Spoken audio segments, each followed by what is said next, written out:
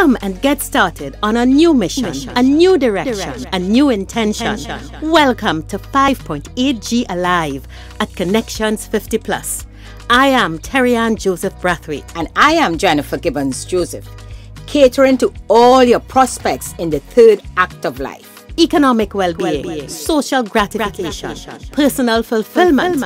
Join us on Wednesday at 6 p.m. on Connections 50 Plus Facebook page, YouTube channel, and on Gael the Caribbean.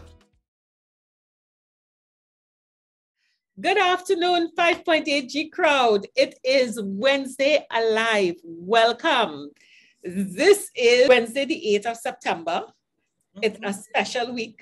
Well, of course, I'm Terry-Ann Joseph Brathwaite. I'm forgetting my manners. One of the co-creators of Connections 50 Plus. And with me, as always, I am Jennifer Gibbons Joseph, the other co-creator of Connections 50 Plus. Good evening and welcome to this evening's show. Yes, listen, this is Wednesday, the 8th of September, and this is a big week for us. Schools have reopened, and Jen, our children are entering their second year of online education. That is significant. And you know, you might wonder, what does that have to do with us? Well, you all remember a while ago, we had a guest Roland Silly, and he made the point. Hello, Granddad and Granny are principals of the school. There are many, many issues that are impacting on us, our children, and our grandchildren. And we have, and Jennifer, you had the honor of being first-time granny. What was your onboarding into the online school world as a granny? Really different times, you know, because before, when you see here, it's the first day of school, and my grand age 5, so that's a big thing. That's a big occasion. And here they have she's dressed, uniform, all the things you have, but home, in front of a computer. And Terry-Ann, and this is her introduction to primary school. Yeah. She had very small bit of preschool, not a full year of preschool, into primary school. Not entering a classroom, not being surrounded by friends, teachers, and it is really, really a different time. And what I have found is that we have to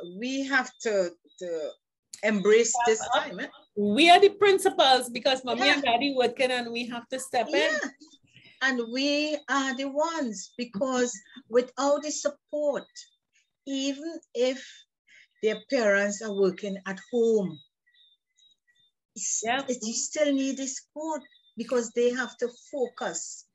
So for those of us who not in the workplace at this stage or don't have their business to run, you know, we can volunteer our time, and I am open to that. With you know, some sort of flexibility, I must say, because I too have my work to do. But flexibility, and my granddaughter is fortunate that she has support on both sides. But I can just imagine for those who don't. So for me, it was excited, but you know, not easy to get used to. It's different and it's real. It is our new normal. And as usual, Connections 50 Plus will not leave you in the lurch.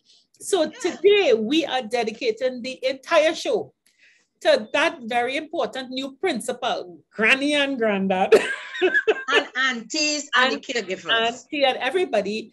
And we have a special guest who really is going to give us some wonderful, wonderful insights and coping skills. And so we are inviting our tribe. Come together, let's be a tribe, and let's deal with this thing called online education as the 5.8G cohort.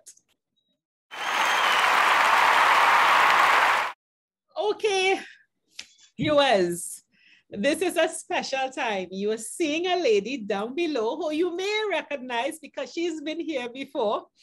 Jen and I are so happy to have Marina Torres-Wood with us today. Marina, but before we get into the topic of what we want to discuss, could you introduce yourselves to our audience? Okay. Hi, Terry-Ann. Hi, Jennifer. Thank you for having me. As Terry-Ann says, I'm Marina Torres. Well, Wood, I am, but my professional name is Marina Torres. I am a development and education specialist. My work involves working with families and children to help with children's development and education, and to help parents to be able to parent consciously so that they can care for their children and help their children to develop into successful contributing adults. Mm-hmm. I'm also co-founder of a parenting organization called Trinidad and Tobago Innovative Parenting Support, also called Parenting TT, which has been providing services to parents for the past 25 years. Through congratulations. Thank you.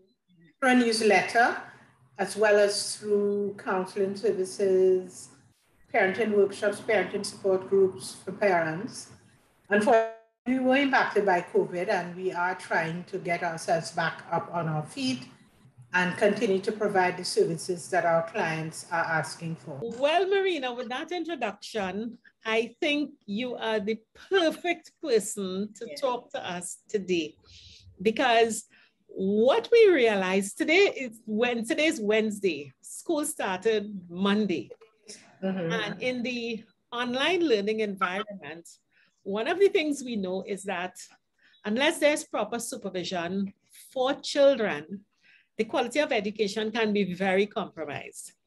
And we know that in many, many households, the supervisor, stroke teacher, well, support teacher and principal is granny or granddad who may not have the most technical skills or coping skills. So Jen and I thought that it would be really nice for us to have a conversation today with you to just from your professional point of view, and then Jen is a live case of this.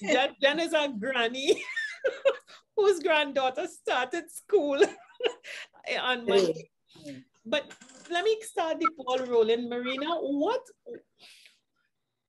what role are you seeing us, the 5.8G cohort, playing in this process? And what are we doing well and what are we doing not too well? Well, I haven't done any official survey, but from my client profile, I am seeing grandparents are supervising or sitting in or being present to provide a presence for their grandchildren because their children may be working in or out of the home.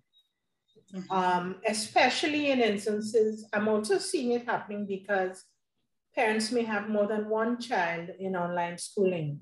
So in a home when there may be 3 children, parents may ask granny to come and sit with one of the children, to be there, to be nearby so that the child can maintain their attention or to assist.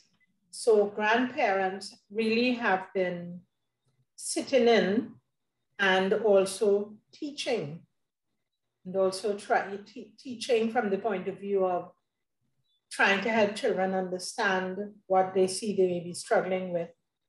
I'm not talking about use of the technology, but in terms of children may not be understanding or have not been able to engage to the extent that they should because of the online teaching. It's harder for them to understand. It's harder to engage. So grannies, and we can talk a lot more about that. Grannies have been trying to help additionally instead of just sitting nearby. They find they may need to explain things because they're hearing it and what the child is doing doesn't match what is expected. because the child may not be understanding. Wow. Wow. Okay. And that is happening to a lot of children of different ages. But when you think especially for the younger ones, so I've had some 4 and 5-year-olds who are having difficulty simply because it's hard for them because they're so young to have to deal with online learning. And the children don't know who the teacher is because, as one child said to me, I've not met them in the flesh, they're not real. Yeah. Wow. Jen, can you identify with that? With your one day into the experience? I definitely could identify. And, you know, Marina, again, I want to congratulate you all on the work you have been doing. And I could just imagine now, you know, as against before, because now it's a complete different scenario where you have the parents and the grandparents and caregivers, you know, being part of your clients, you know? So you're really doubling up on your work. And I can see that because, you know, as Terian mentioned, so my granddaughter is 5. And although she is not living with me, but just very recently when they eased up a bit on the COVID and after the restrictions, because before she wasn't coming at all. And I had her with me during a period where she was even doing, and not even talking about the school that started today, but she was doing a bit of online work, and they enrolled her in this class. And getting her to sit still, I can imagine. And, you know, there am I, and you, again, I am old school, because old school, the 5.8G, you know, thinking is when you're doing anything in a classroom setting, you sit still and you listen and you don't fidget, you know, all these things. And you don't ask for water to use. You don't do anything until that teacher, that person in front of you says, okay. So this is what I know. So I set her up to do that. And it was difficult. And I can imagine the teachers saying, and this is online. And by the way, there were only 3 of them in the class, huh? And all 3. There's a little boy with his grandparents. His grandmother was there. Then Zuri, my daughter, me as a next grandmother, and a younger, the other one had maybe, I don't know, it was an older sibling there. And all 3 of us was like, we couldn't get them. And we shouting. So the poor teacher, you know, we shouting. And to cut a long story short, after when her parents came for her, she told them I had her like a statue. She couldn't move. She said she was just like a statue, so she don't want to do it anymore. You know, so I saw the difficulty. And then other occasion, now it was dancing.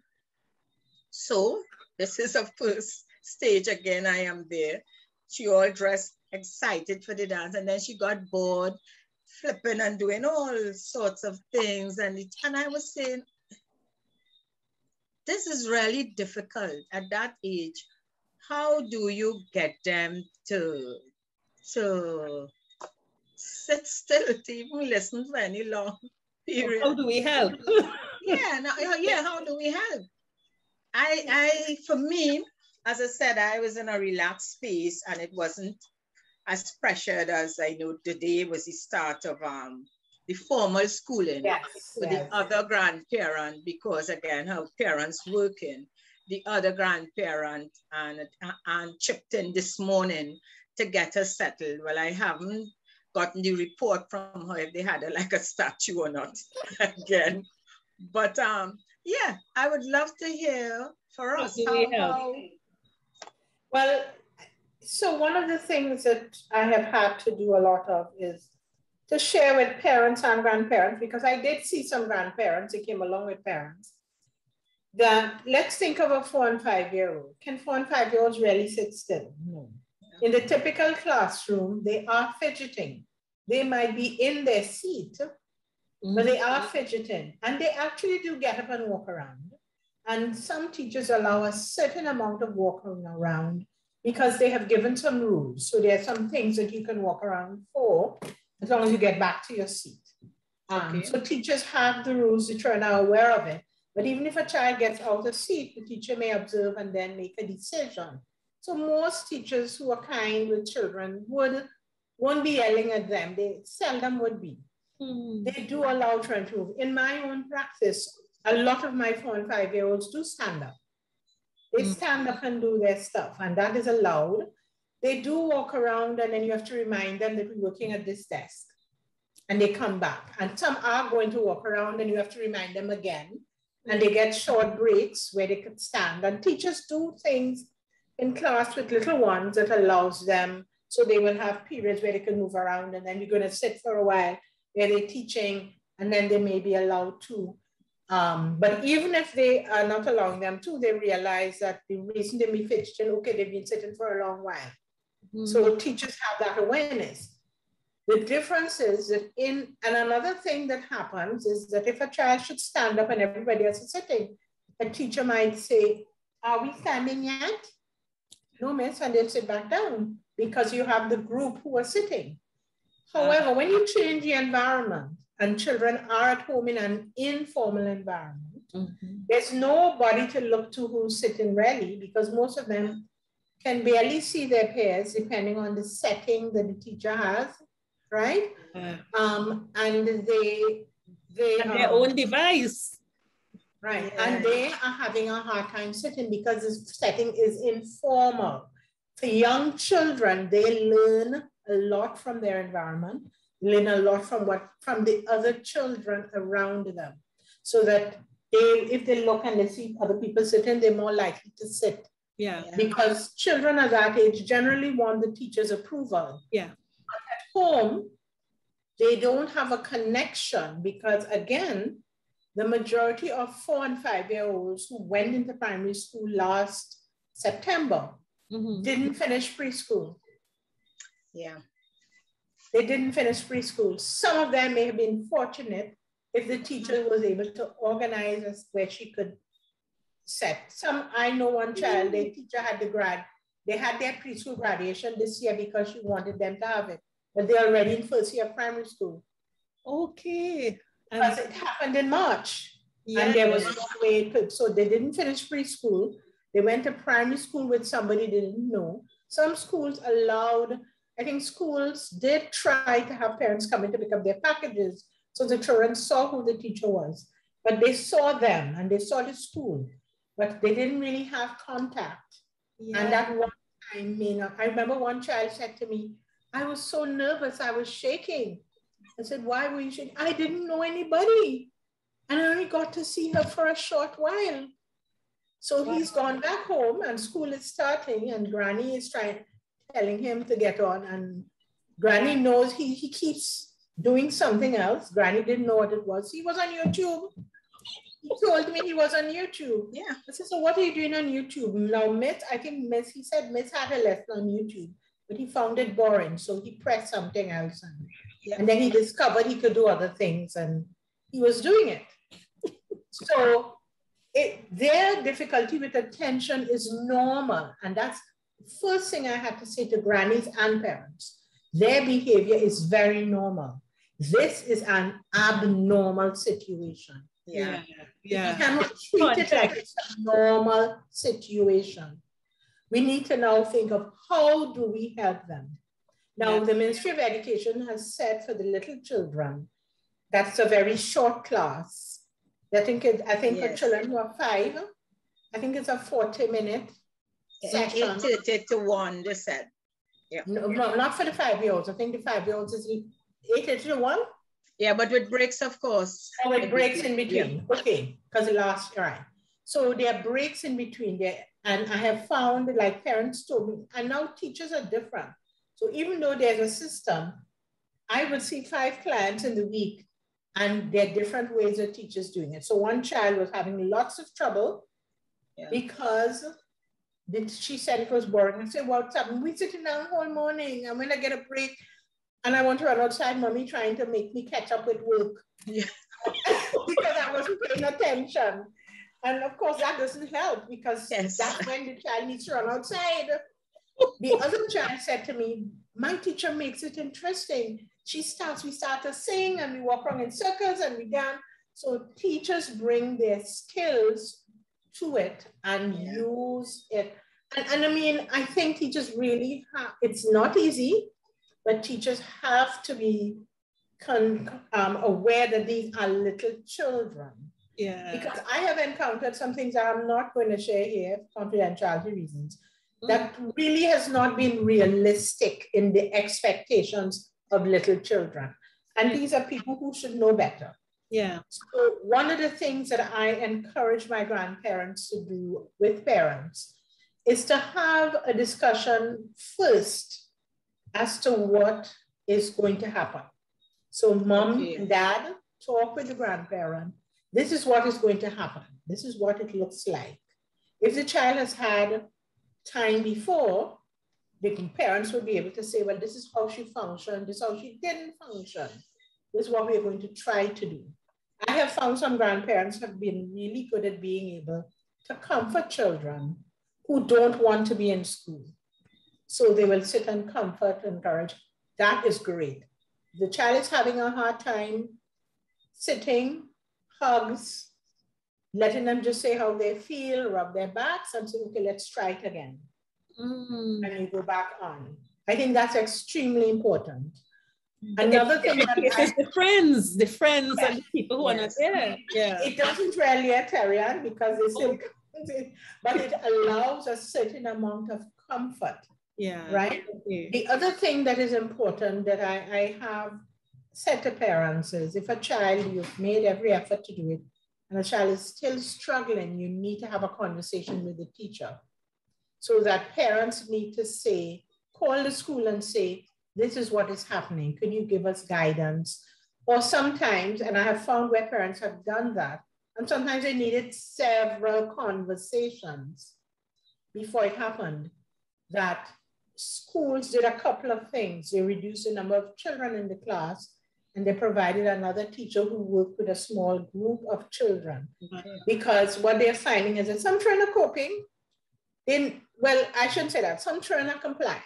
They will sit and they may not be coping, but they're not getting out of seat. They're not crying. They're just sitting there. Some are actually doing the work. And there are some children who the teacher calls on them to read, they're not responding.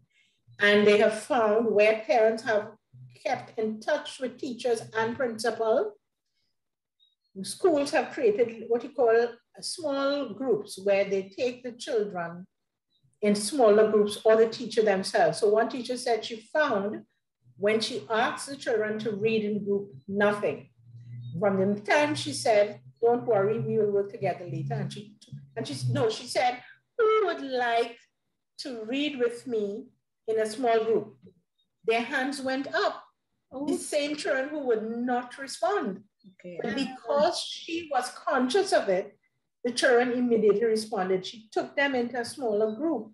Yeah. And she said they read and she realized, okay, that's what I'll have to do with them until they get to the point that they feel comfortable. Yeah. So parents and grandparents need to be advocates for the children. Yeah, that is so important. Yeah. Teaching is not the key. Like, for instance, parents trying to do extra work, parents trying to hire a tutor. They are little children, and I'll talk about older children as well. Yes. The key thing is listening, letting them talk about how they feel, and encouraging. And because the term has just started, talking about it outside of the classes. So how did you feel today? What were you worried about? What were you scared about? You know, if I sit next to you, does that help? Or if I sit in a chair, you know, sometimes sitting next to the child may be overwhelming, but some children prefer if you're nearby. Yeah. You can still see them, and parents need to see them. The children know how to use the devices, and they know how to get on sites that Granny. Onto YouTube. Granny may, and YouTube is just one. They'll find their Roblox game, you know. Yeah, because that's what they like to do and that's what they're good at, you know. Wow. The other thing that I think needs to happen is that parents need to really let grandparents know how children are coping generally. Because I know some grandparents are coming in the morning and then they go home in the afternoon because they don't live there. Yeah. So there are behaviors that parents may observe in the afternoon with getting homework done. And parents need to share that from the point of view that granny knows, okay, they've had trouble with this. We can have a conversation about it. It's not necessary. It may not be that they're doing the work with them, but having a conversation about why you think that's giving you trouble, why it is you're not cooperating. Children will speak. Yeah. We cannot deal with it from a point of punishment. We cannot deal with it from a point of admonishment. Yeah. We need to really have the conversation and show empathy. Marina, if I could ask a question, because what you're saying, and I just think of the system and I feel for the children, the parents and the grandparents. This seems to require a level of communication, conversation. Yes, the children and intra-family, child to parent to grandparent, grandparent to child, that in normal circumstances doesn't happen. Well, so we have some real catching up to do. Yeah. Well, we don't talk about feelings, huh? Because many of us have grown up where I didn't have that experience, but I know many people who shared that they weren't, and when we talk to parents in the past, if you talked about how you feel, it was considered not appropriate or it was weak. Yes. But I'm seeing it creeping up again, where my clients are telling me, and I remember when I used to do the radio and TV shows, people would call in and say, what happened to this woman? Why is she talking about children have rights to feelings and stuff? They're trying to come in school and give us trouble. And I remember Alison Hennessy would always say, no, children always had feelings. We shut it down. But we say, this is how we can deal with it, because we become adults who are dysfunctional, who can't deal with the feelings when they confront us and we respond inappropriately, or we become depressed, or we withdraw and just shut down, And what children today have access to the internet, and they're Googling their feelings. They're Googling what it means. If I behave this way, what does that mean? They're Googling that. And they're diagnosing themselves. They may not tell anybody, but they're forming feelings about themselves.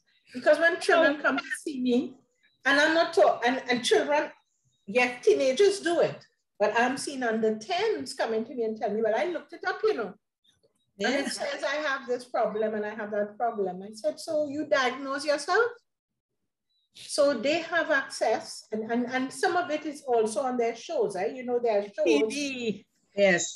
There are shows they're looking at where people are playing out things, and a lot of children also have access to inappropriate things that may in some of the appropriate shows, Disney Channel and Nickel, they have content. Yeah, I know that. Right. So that in some of the, like for instance, one child who's talking about his feeling had learned a lot of what he learned from an adult show. Yeah. And then I had to kind of put it in a context to him, because what the adults were explaining was the extent of the problem would be more suited to an adult than a child. I had to then put it in context for him, not to belittle his feelings, but to help him to understand why what he was experiencing is different. But yes, the shows that they look at if the trends say look at Sesame Street, that's feelings, if they look at other shows, they are talking more about feelings. So children are aware, but children are Googling as well. And they tell me about things because they're a lot more sensitive and more conscious. I find among the 8 and 9-year-olds, they are trying to tolerate the online learning. But again, those who have difficulty with the impersonality of the context are having a harder time and are shutting down more. So I find that I need to teach grandparents or caregivers, because parents have hired older people who may not be a grandparent, but might be a great aunt or old school teacher next door. So she's like a granny. Yeah. I need to help them to understand that it is an impersonal situation for children. And talking about how they feel before they start, and when they're having difficulties, you know, a back rub, taking a 5-minute break. And I'll give you an example of that. I had a parent who, her mother was sitting in with the child, and the child was really struggling. And she took some time off from work and to observe what was happening. And she saw the difficulty the child was having.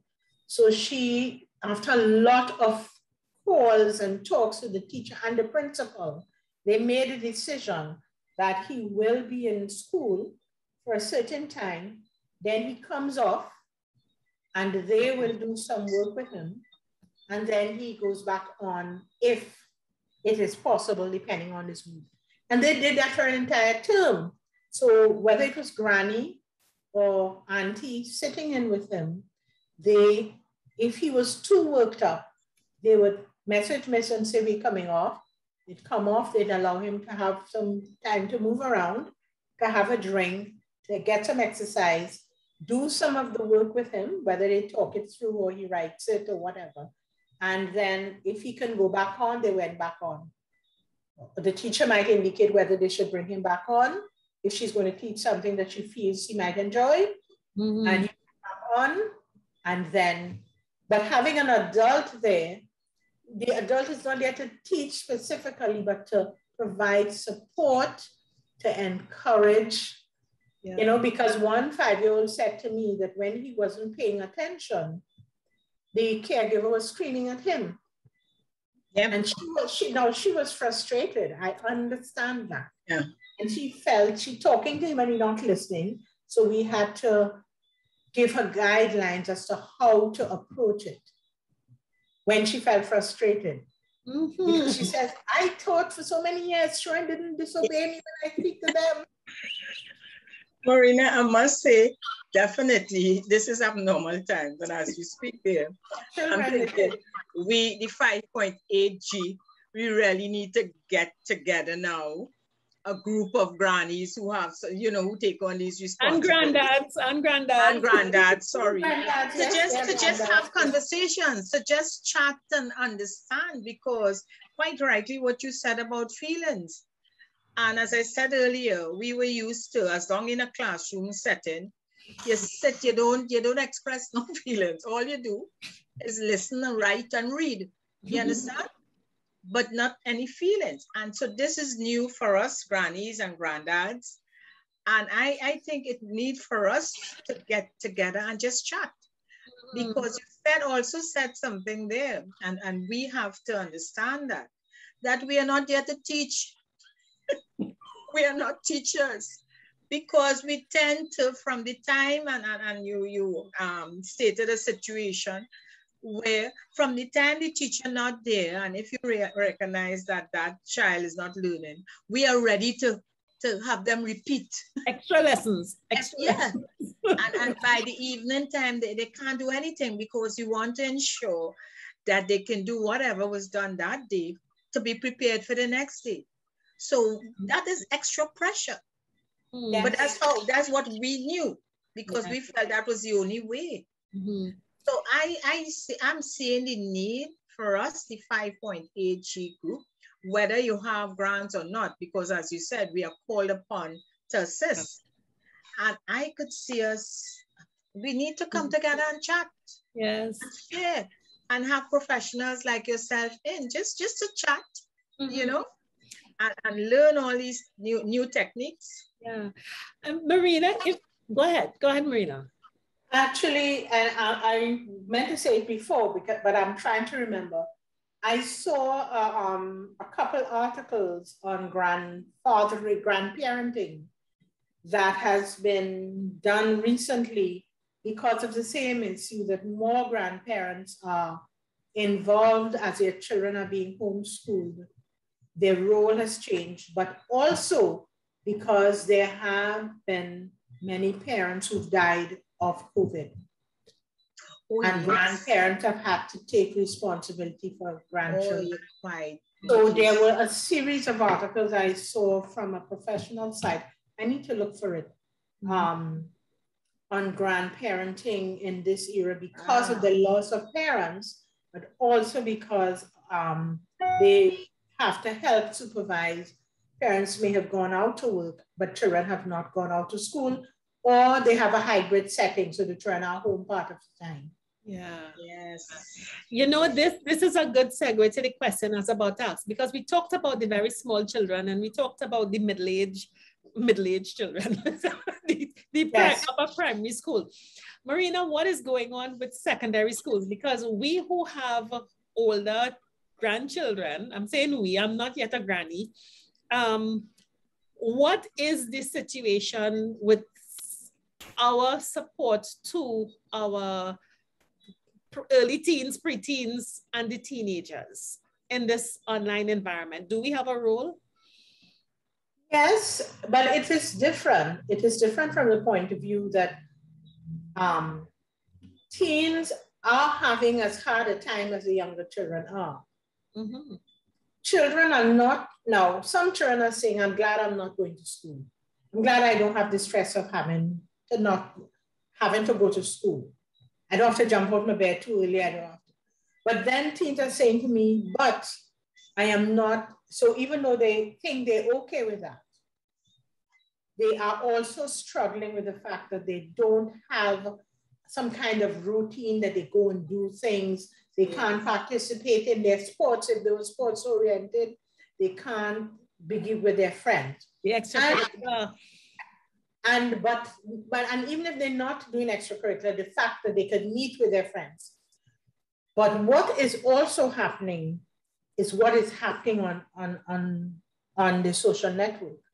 There's a lot of stuff happening on the social network in terms of some cyberbullying and gossiping and grouping and going against each other that is really escalating because people are saying young people are really not ready to cope with social media to the extent that they have exposure.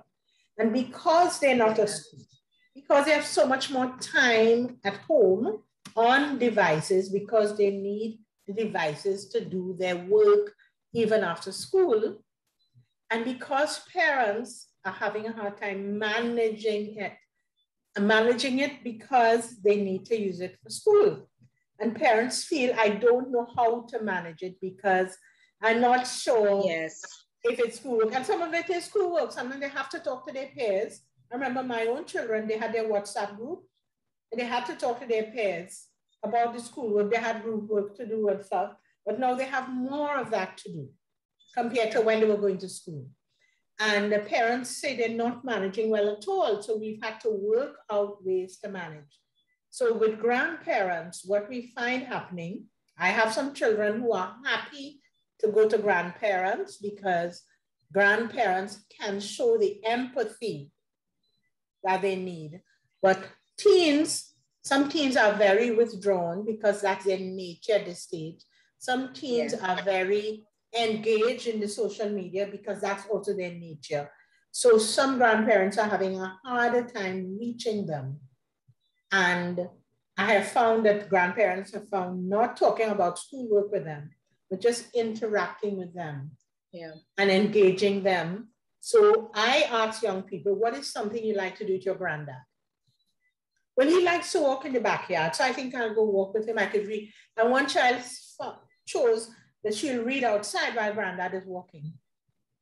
So she got out of the house and she's not on the phone. Yes. And this is a teen. So getting them to think of something they can do so that they're off their device and so that they're doing, and I'm not saying to come off device, I'm saying what are other things you can do other than just being on your phone? Yeah. What are other ways you can develop yourself? So we focus on the other parts of themselves they can develop. And what is something you can do with granddad or granny? And they go and come back with an idea. And so the next thing is to support them with that. Because very often the grandparent is just so happy that they're sitting outside as opposed to locked up in their room.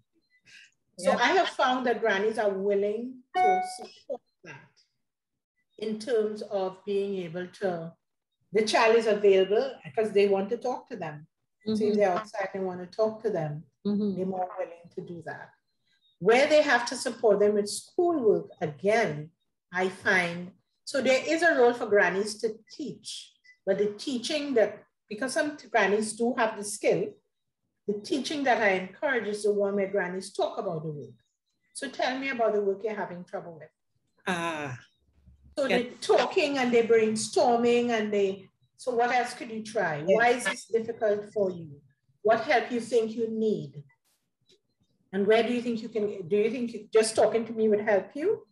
Do you think talking it through would help you? Do you think you need a tutor? And why? Let's think, so brainstorming with them and encouraging them to look at different ways. So I am not asking grannies to teach unless they feel that is something they can do, but if they can do the thinking through with them, that allows them to brainstorm and think of, yes, I can try that. And I'll try it and I'll let you know how it works. Things like that. Wow. Now, this is something I tell parents to do as well. But I know parents are under a lot of pressure. Again, we say it's an abnormal situation and parents are under a lot of stress. If a parent has, I think we think parents schooling children, but if a parent has more than one child, it's really hard. You have 3 children behind devices. Yes. And all of them at different levels. And you're responsible to ensure that all of them are doing what they're supposed to do and to do homework. And some parents are working from home in the midst of that same chaos. Yes. No, it really is a challenge that as we go along, because we're not coming out of this in a hurry. We're going to have probably 3 or 4 years of this kind of education. And we're really going to have to bring the tribe together, Jennifer, as we say. And we have to find out what we need to do to help. And as Marina speak here, I mean, we're saying grannies, but of course, it's extend, as you say, granddad, to aunties, to caregivers, family, etc., to everyone. But Marina, to what I thought of, and you covered it also, is the different personalities. Yes. The personalities of the children, the personalities of the grands, the aunties, the caregivers, you know. So we also, it seems, have to understand the personality we have, the personality of the children, to know, hey, we can't be, if we're accustomed shouting, we may not, shouting is no more, especially under this sort of stress that the children under. And you emphasize a lot about conversation. Granny has nothing else to do, you know. Conversation, brainstorming. Yes, Marina. No, Granny have to control your time, clearly. We all, as the 5.8G tribe, we also have to look at our timeout. Yes. You know, just as our timeout.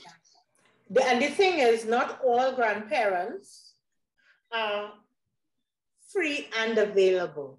So they may be in the house and they supervising, but they have things to do.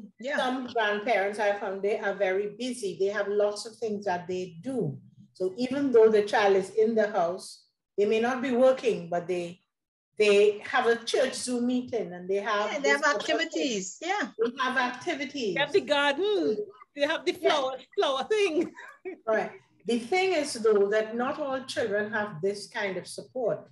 So when we talk about grandparents, what Jennifer says is true, that we need to look at who are some of the older folks who may be available to provide the support, and how do we help them to do it? Because many parents don't have that support nearby. They may not have a grandparent in the country. They may not have a parent in the country. Some of my parents, their parents are abroad. Some of my parents, their parents live way far away from them, or they cannot travel because they have illnesses that they don't want to be exposed and the parent may not be able to collect them. They don't have a car. So parents have to rely on other kinds of support in the neighborhood, people who can sit in and that. And often the support is older people simply because they are, they may not be going out to work. Parents are also relying on students who finish school or who are at university online. So they're in the room. It's just making sure that they're online. So it's a mixture of things. But in terms of the older ones helping, we can't just ask for Granny to help without having the conversation about how that is to happen. But I must tell you, children do outsmart their grannies, and I have had a few situations like that where I've had a few situations like that where grannies, I have had to, children online and they don't want to, where I have been doing counseling, and they don't really want to be in the session. And these are children who know me, they prefer in person than online. And the camera would suddenly fail or the Wi-Fi. Oops. And then after it's failed about 3, and I see their hand reach up to press the caption, and they don't know that I see. So after it happened a few times, and then we've chatted about it, and I say, do I need to call Granny to get it fixed? No. Because if Granny walks in, I remember one Granny, she was looking at the child and he didn't know. And she gave him a good buff because she saw him taking the camera off and telling me something was wrong with the camera. And this thing keeps falling out. And I said, but you know, I have the same kind of camera and it doesn't fall out like that. So grannies can do the nice mix of the firmness as well as the empathy, because this granny is really good with the empathy, but she was really good at saying, I saw what you were doing. That nonsense. So I'm not asking grannies to cuddle children. I'm asking them, though, to maintain their standards, but also to be empathetic, because Terry and Jennifer, children need to go to school. We have a cohort of 4 and 5-year-olds who've entered primary school, who have not been to school and will not be in school again. We don't know when, because they're going into second year. Or we have children who've not been to preschool or have had a little bit of preschool, and they have another year where we're not sure how much preschool they can have because it's online and they're too young and it's difficult to do. So parents have been doing like a 1-hour thing in the afternoon if they're working, and a 1-hour thing in the morning. So we have a cohort of children from about 3 to 6 who've not been in real school, whether it's preschool or primary school. And then we have children who've gone to secondary school last year, September. They left school in March, start SCA, and they start secondary school online. And they're going into Form 2 online. They may have seen their school when they went to collect their package, but they have not been in real school. And they've not met people. No, they've not met people. They don't know their. And it's hard for children who don't make friends easily. And it's hard for children who are social butterflies and need to see people in person. It's hard for us as human beings to not be mixing with people. Young children learn a lot from their environment, children in general. But the little ones who read our body language, who copy from other children, who learn social skills, language skills, behavior from being with their peers, and not having that opportunity. And we need to understand that. So if we need to change our behavior about the key things of wearing masks and sanitizing and vaccinating, we need to seriously think about the impact on the children. And that is why in some countries, they are sending their children to school, even though sometimes they have to close down the school and send them back home. Because the mental health issues on children, we are going to be dealing with for a long time. People think, oh, they've fallen back academically. That's not the issue that we're going to be dealing with. At least they can pick up with that. They will get it. Being so 1 or 2 years behind is not a death sentence. And that is why it's important that whoever is supervising children at home, especially grannies and granddads and great aunts and grand-aunts, need to be talking and having conversations. Children are afraid of dying of COVID. They're scared. They're scared stiff of dying of COVID. So that's one reason they don't want to go back to school. They're scared of dying. But in addition to that, they have not been able to learn social skills that you learn, social emotional skills that you learn from being with people for more than a year. Yes. Year and a half. So the role of the parents and the extended family, the grannies and stuff, is really important. Mothers are not coping well. Mothers, I must say, have taken on more, and this is worldwide, the research, they looked at the research, mothers have taken on more of the responsibility of schooling while working with children. The majority of mothers are at home with their children, and they are working 1 week off, 1 week on, or they're working at home while children are at school. So the mental health toll on mothers is also something we need to be aware of. And grannies could come in to support them too, because you might not just support the child, you may have to support your child. Yes. Who has so grannies have done things like cook meals and have done things by helping around the house. Yes. So I have seen grannies in a lot of roles. Doing shopping, those kinds of things. Yeah. So there's a role for the extended family in terms of supporting each other, because it is not an easy time at all for anybody. It's very, very difficult. You know? Wow, Marina, I have to say this. I mean, we were talking and we know that it's just different. And the fact that this was the first week of school and our cohort, I mean, we look at the 5.8G, 50 to 80-year-olds, and so many of us sit down and say, but what am I, where am I? But in this environment, we have to play such a critical role to make sure that there is continuity. Our grandchildren are educated, that our children survive through the economic and the emotional stress. And you have just given such a wonderful, just a portal to look at this situation. We definitely have to continue this conversation and expand it. It's critical, Jennifer.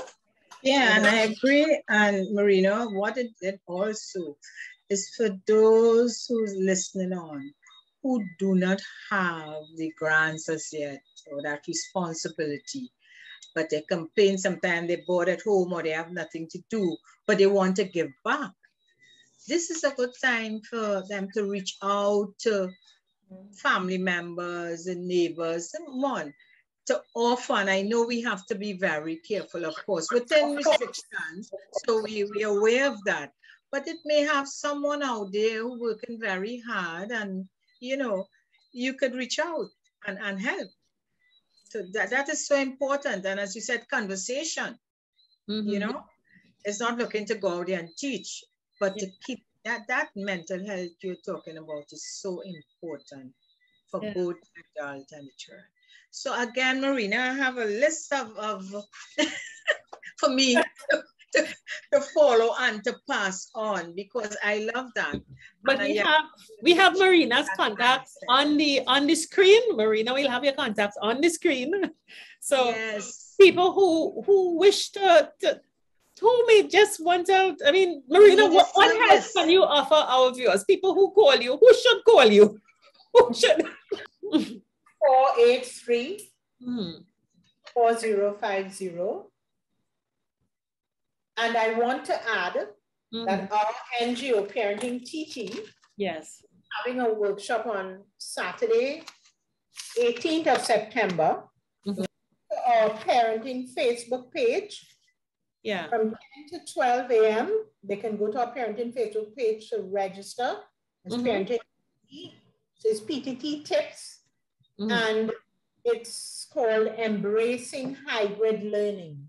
This works for parents and for family members to help children with being. So the name of the Facebook page is Parenting TT/TTIPS.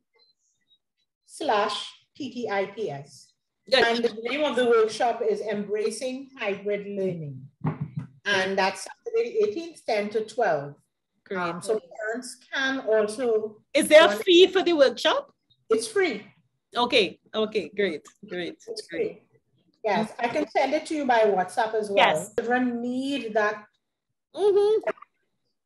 And I encourage parents to do that. Is that because children love to talk to grannies. My boys have that resource. They go to aunties and uncles when mommy and daddy, they go to the aunties and they're so bold-faced, they come back and buffer sometimes, you know. My grandmother said, my auntie said, not, you're wrong. Yes, they do. Because when I see children, they say, they're so happy today, why I'm going my granny this one.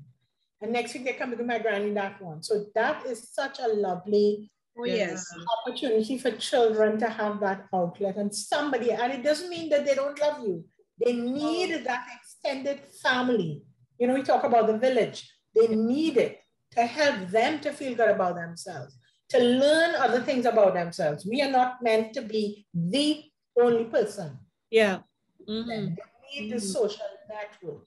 So having the granny and the great aunt and the whoever they can go to, and if they can't go, the video chat. Same way you use the phone to teach, have the video chat, schedule it. Children can play games, and there's an ad on TV about that, where the child is actually playing a game with granddad, and they have a regular time that they play. Yes, the Ludo and chess, there are many games that they play, and Scrabble, Team Scrabble.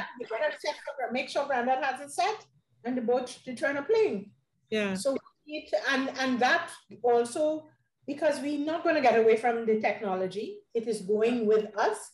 Yeah. How do we use it to our advantage and help our children to use it to their advantage, so that we can really keep the family as a safe space for each other, and especially the children we are raising.